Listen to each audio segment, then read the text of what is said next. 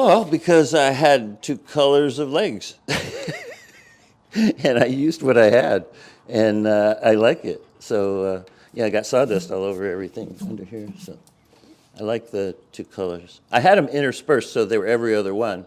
But I like it this way. So if you want to see light legs, you turn that side to you, and you want to see dark legs. Whatever. I don't know. It's an art piece. It doesn't really have to make sense.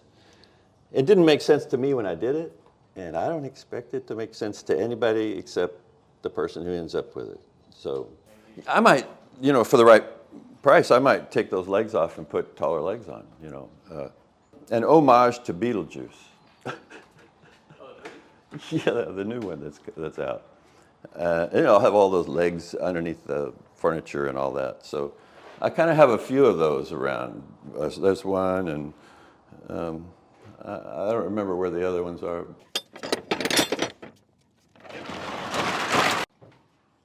Animal legs or something under there. There's a dozen legs under that thing. It's a beautiful piece, just has to have a right house for it. Not many people have seen it, so not many people know I have it. And so it's obscure. I had two sisters that were just like it, but I sold those, yeah. And in fact, I cut the legs off and made the legs go straight down instead of in a turn like that. What about the one on the bottom? That's a multi-slab top. It's a little coffee table that has three. Huh? How's it joined? I don't know. It might just be stacked on top of each other. I don't know. It's something. It might be glued on. It might be just stacked on. I know it weighs a ton. I was making stuff for Pierre up in Beam Aloft in San Francisco at his store when he was real enthusiastic about having my stuff in the store. He still is, but I pulled most of it. I can't show it if it's up there. I want it here so I can show it. I get on a run on stuff. I'm doing art pieces now, but this is a cube that I had for a long time, and it was a coffee table for 10 years just in that state as a cube. I had two of them. I gave one to a friend, and this one I had left. And I just got tired of seeing it in my house, and I replaced it with something else, and then so it lingered out here for a while. And if it lingers out here a while, it gets changed into something else. This is a one piece, yeah, that's a big cube. I had it for 10 years before I messed with it, and then I've had it for another 10, so it's been around a while. It probably took 10 years to dry. It's 12 inches thick, so yeah, about like that. It's not particularly important that it be dry in the middle for that piece. You only need the outside to be dry so that you can sand it.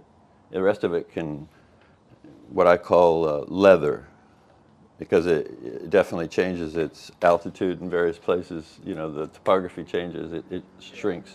It's pink. I made a great big one, somebody put it in their house, and so I made another one. And this one has languished for a while. Does that happen often where you make one at so you make a second? Absolutely. That's kind of my MO. If I make something and it sells, I'm encouraged to do it again, however foolish it was the first time. So it just helps me have direction in the work. Although you're always influenced by the things you've done. You just hope that your thing doesn't clutter up your closet too big. My closet is getting cluttered. Third closet actually. My 2,000 square foot shop is getting cluttered too. I actually have stuff in that little building over there now too. Oh, yeah. I'm fumigating, heat treating 3 tables in that building over there. Treat them? With a bed bug heater. I don't know, you got to get the board up to 120 degrees for 24 hours to kill all those eggs and larvae. So. Do you heat treat? One time at 220. Yeah, those are tables that are almost finished. They were finished, but one of them sat for a few years here and leaned up against another one. That one had some bugs in it, termites, and it leaned up against that one, and it caused 3 little pinholes where they entered that other table. So I know it had it too. And so I just fumigated all of them. From now on, when I put tables away on my thing in there on my carts, I don't always fumigate them, but I know they've been fumigated. So you pick one board up that's way away from something else, and you bring it, because it matches nice, and you put it with the one that has been fumigated, and then you cross-contaminate it a little bit. So I'm going to start putting maybe a barrier between each one of those tables, even if it's just a pad, a blanket pad, packing pad. Something so that they don't see wood right next door and go, oh, that's tasty too. You just kind of give them a non-tasty barrier there maybe.